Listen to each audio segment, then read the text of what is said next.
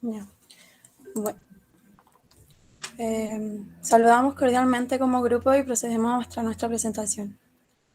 Como grupo analizamos y comentamos en profundidad el documental de Barbet Schroeder, logrando enfocar las preguntas a puntos muy similares, pero que sin duda cada uno de nosotros aportaba con un punto de vista que algunos no considerábamos y que por lo tanto ayudó bastante con el desarrollo de cada una de las preguntas planteadas. A continuación compartiremos nuestras respuestas respecto al interesante documental titulado El abogado del terror. Frente a la primera pregunta, ¿cuáles son las razones en cuya virtud el abogado Jack Vergés decide realizar la defensa de cada uno de los clientes de que este personaje muestra en el documental de Schroeder? Como grupo, creemos que es importante señalar que para Jax, el hecho de defender a alguien no es disculpar, sino se trata de entender al cliente. Para responder a esta pregunta, lo haremos frente a lo que el abogado nos dice al finalizar el documental. Como abogado, tenemos un privilegio respecto de los médicos. Podemos decirle a alguien que no queremos defenderle, pero si aceptamos hacerlo, esa confianza nos obliga y debemos luchar con uñas y dientes para defenderle, utilizar todas las armas que la ley y los usos nos conceden, pero nunca debemos cruzar esa línea blanca, porque en ese momento nos volvemos vulnerables. Frente a esta postura general, respecto de su defensa a casos mediáticos, como grupo señalamos y comparamos dos casos que en principio nos llamaron más la atención. El primero pone como protagonista a Deyamila Bouret, quien fue una de las 6 mujeres condenadas a muerte durante la guerra de la independencia de Argelia.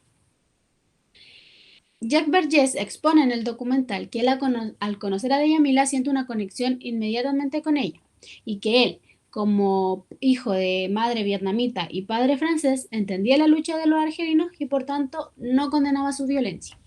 Inferimos entonces que este caso marcó significativamente la vida del abogado y que va a fundar muchas de las bases a la hora de defender casos mediáticos.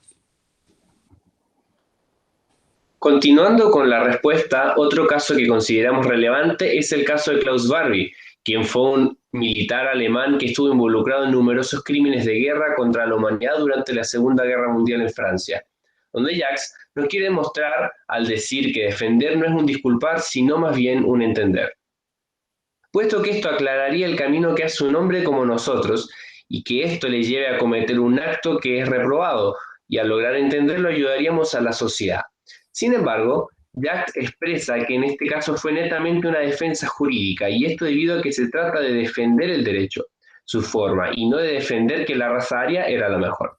El abogado realiza una conversión ficticia entre el juez y el condenado en el documental, donde se logra demostrar que la única forma de salvar a un condenado a muerte es emprender una acción entre la opinión francesa y la internacional.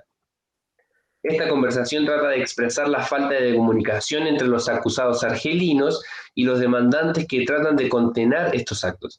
Sin embargo, cuya incomunicación sí entendía el abogado al analizar ambas partes del juicio.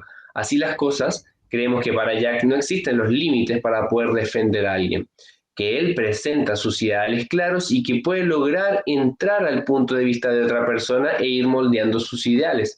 Consideramos también que es fundamental entender que nuestra única misión como abogados es defender, pero que al fin y al cabo depende del criterio personal de cada abogado cuyos valores y principios escoja defender. Continuando con la pregunta número 2, ¿cuál es la opinión del grupo respecto de defender legalmente personas que han trastocado violentamente los principios de convivencia democrática? Respecto a esta pregunta, y recogiendo las opiniones de los integrantes del grupo, consideramos que básicamente existen dos posturas marcadas frente a este tema. La primera es basada en el yo de cada individuo, el abogado en este caso, y relaciona la moral y los valores personales que muchas veces se contraponen a la idea de defender a grandes criminales, violadores o asesinos, según la conciencia de cada uno. Y como se plantea en el documental, el abogado tiene esa gran ventaja de poder elegir a quién defender y a quién no. La otra corriente considera que, más allá de la objeción de conciencia que pueda tener cada abogado en relación a lo valórico, esto debe pasar a un segundo plano, ya que como profesionales se nos entregan herramientas para garantizar un debido proceso a todo ciudadano, independiente de su delito o crimen cometido. Además, se debe garantizar que las penas sean acordes al crimen cometido, que el acusado no sea sometido a torturas, que ésta pueda tener un mínimo de dignidad, etc. derechos básicos garantizados según la Convención Internacional de los Derechos Humanos. Continuando, debemos tener en cuenta que todo aquel que sea reconocido como humano dentro de una sociedad organizada puede ser defendido aun cuando es culpable de omitir el concepto de democracia por medio de la violencia tentada. Esto dejando en claro que toda persona tiene derecho a una defensa legal. Esto debido a que el rol profesional de un abogado va más allá de una moral socialmente correcta y permitida. Tal como dice Jack Burgess, yo no puedo tolerar a que se humille a un hombre aunque sea un enemigo. Como también frente a la pregunta que se le planteó, que dice lo siguiente: ¿usted defendería a Hitler? Con la respuesta de sí, incluida a Bush, con la condición de que se declare culpable. Esto da a entender que el rol humano frente a un comportamiento legal para ser juzgado va más allá de lo que se considere correcto socialmente hablando, y el abogado tiene el privilegio de asumir el rol de defensa, sacando la cualidad más humana del culpable, dando cuenta así que todos tenemos un derecho legal humano de ser defendidos frente a la ley. Finalmente, otro de los múltiples prestigios que se debe tener en cuenta y que nos ofrece la profesión de abogacía recae en el criterio, así como la voluntad que tenga cada uno de nosotros como abogados de elegir o no si defender al acusado. Y finalmente, la pregunta número 3 dice: ¿qué opina cada grupo, luego de analizado el documental, acerca de la universalidad que debe reinar en la protección y defensa de los derechos humanos? Nosotros creemos que al tratarse de los derechos humanos, estos indiscutiblemente no deben ser pasados a llevar. El caso específico que se nos ha presentado sobre Jacques Burgess nos ha dado paso a reflexionar sobre estos y en cómo para el protagonista tienen un rol fundamental. Al tratarse de criminales y terroristas, para muchos es un caso complejo el decidir si a ellos se les debiese o no respetar dichos derechos. Sin embargo, para Jacques esto era mucho más profundo. Él mencionaba que al estudiar sus casos, él se sentía identificado en cierto punto con dichos criminales, y esto lo hacía reflexionar sobre que él en su posición haría exactamente lo mismo. Dicha reflexión nos brinda la conclusión de: no lo comparto, pero lo comprendo, y asimismo debería de aplicarse bajo cualquier situación para preservar el digno respeto, protección y defensa hacia los derechos humanos. Indagando más a fondo en esta situación, nos topamos con una noticia, la cual nos presentaba el caso de un chileno que fue condenado a muerte en Malasia por un supuesto homicidio. Este caso en particular nos presenta la historia de que estos chilenos fueron atacados por un ladyboy, quien se puso agresivo. Esto concluyó cuando el chileno le redujo y el agresor sufrió un ataque al corazón.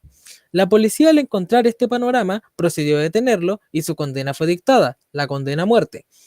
Presentamos este caso a modo de ejemplo, pues es clave para hacernos entender el punto de vista de Jacques, pues este supuesto homicida se salvó por casi nada de ser ejecutado, cuando la embajada chilena acudió a su rescate y se realizaron todas las pericias pertinentes para hacer valer sus derechos humanos. De no ser así, el imputado habría sido indudablemente perecido.